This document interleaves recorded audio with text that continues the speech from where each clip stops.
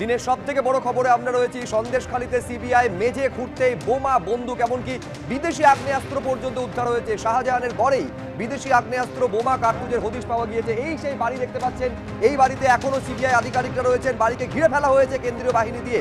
একেবারে দূর থেকে দেখলে একেবারে আপাতভাবে নিরীহ একটা বাড়ি বলে মনে হবে, কিন্তু এই বাড়িরই মেঝের মধ্যে পাওয়া গিয়েছে প্রচুর পরিমাণে আগ্নেয়াস্ত্র, বিদেশি আগ্নেয়াস্ত্র রয়েছে।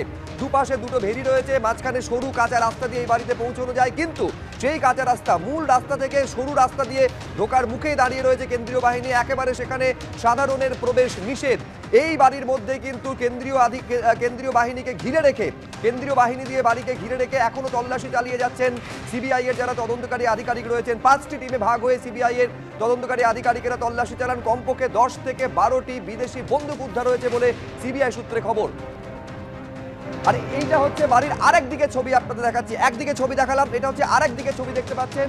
এই বাড়ি এখানে কিন্তু যেই মুহূর্তে আসেন সিবিআই আধিকারিকরা, বাড়ি বন্ধ ছিল, কোনো বিদ্যুৎ সংযোগ ছিল না। বাড়ির আরেকটা দিকের ছবি, সেই বাড়ির জানলা কিন্তু খোলা রয়েছে, সেই ছবি দেখতে পাচ্ছেন। অর্থাৎ একদম আপাতভাবে দেখে বোঝার উপায় নেই যে এই বাড়ির মধ্যে মেঝের ভেতরে কার্যত অস্ত্র ভান্ডার মজুত রয়েছে। আমাদের দুই প্রতিনিধি এই বাড়ির দুটি জায়গা থেকে আমাদের সঙ্গে সরাসরি রয়েছেন আমাদের সঙ্গে প্রকাশ সিনহা এবং ব্রতদীপ ভট্টাচার্য। আমি শুরুতে প্রকাশের কাছে যাব, তার কারণ প্রকাশ একেবারে শুরুতে এই খবর আপনাদের সামনে তুলে ধরেছিল যে প্রচুর পরিমাণে আগ্নেয়াস্ত্র, বোমা, কার্তুজ ইত্যাদি উদ্ধার হয়েছে। আমি একবার প্রকাশ এইটা তোমার থেকে জানতে চাইছি, প্রায় অনেকটা সময় পেরিয়ে গিয়েছে, কয়েক ঘন্টা পেরিয়ে গিয়েছে, এটা কি অনুমান করা যেতে পারে এতটা সময় এই কারণে লাগছে প্রকাশ যে প্রচুর পরিমাণে ওখানে আগ্নেয়াস্ত্র, বোমা, কার্তুজ ইত্যাদি মজুদ রয়েছে, সেটা উদ্ধার করতে স্বাভাবিক নিয়মে সময় লাগছে, তাই কি?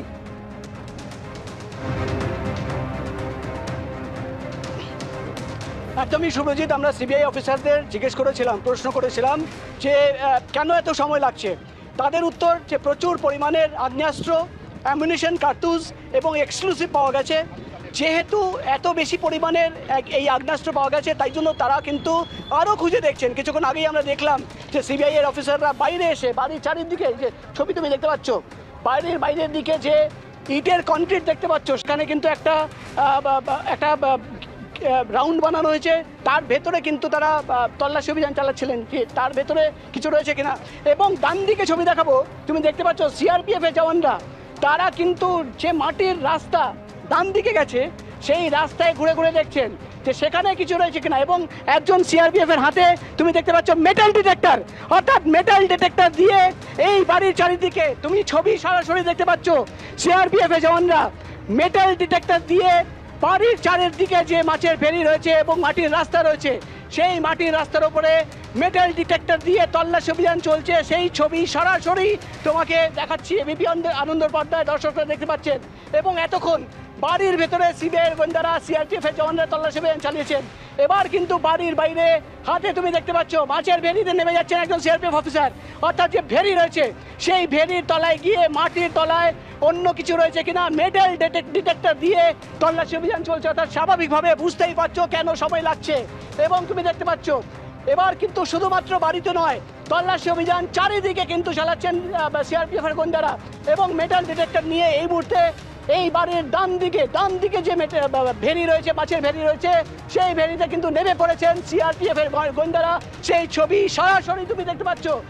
তুমি জানো আজকে সিবিআই গোয়েন্দারা অন্য একটা খবর তদন্ত নিয়ে এখানে এসে পৌঁছেছিলেন, কিন্তু তাদের কাছে স্পেসিফিক ইনপুট চলে আসে এবং সিবিআই এর আধিকারিকরা যেটা বলতে শুরু করেছেন যে তারা এই বাড়িতে যদি না আসতেন তারা বুঝতেই পারতেন না। গোটা এলাকা তুমি দেখতে পাচ্ছ ফাঁকা এবং চারিদিকে মাছের ভেরি, এবং ভেরির মাঝখানে একটা ছোট্ট বাড়ি, একতলা বাড়ি, এবং সেই বাড়ির ভেতরে কিন্তু কোনো ধরনের বিদ্যুৎ সংযোগ ছিল না। এবং সেই ছবি তুমি দেখতে পাচ্ছ, সিআরপিএফ এর জওয়ানরা ভেরিতে নেমে পড়েছেন।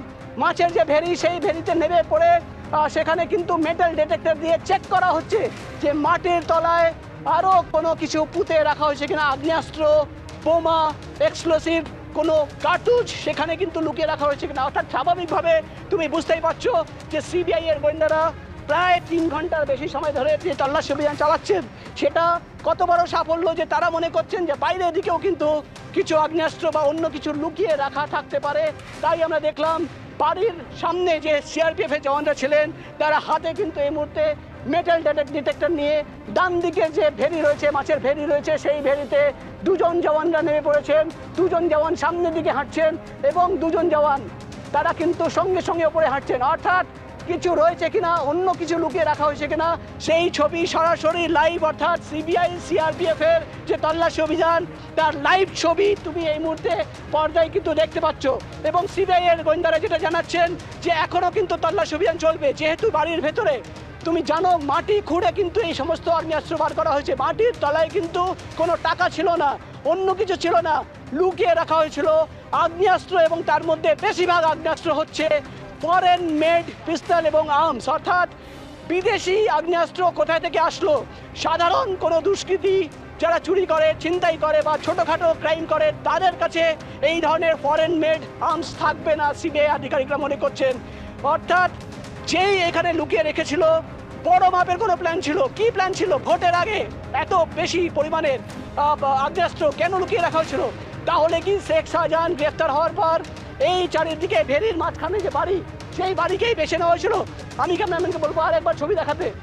তুমি দেখতে পাচ্ছ এই সামনের দিকে চলে এসছেন, সোনাইকে বলবো সরাসরি ছবি দেখাতে, অর্থাৎ সিআরপিএফ এর জওয়ানরা যে মাছের যে ভেরি রয়েছে সেই ভেরি প্রকাশ, এটাই এখন সবথেকে বড়। সমস্ত রকম গুরুত্বপূর্ণ শিক্ষণীয় খবরাখবর সবার আগে জানতে অবশ্যই আমাদের চ্যানেলটিকে সাবস্ক্রাইব করে রাখুন।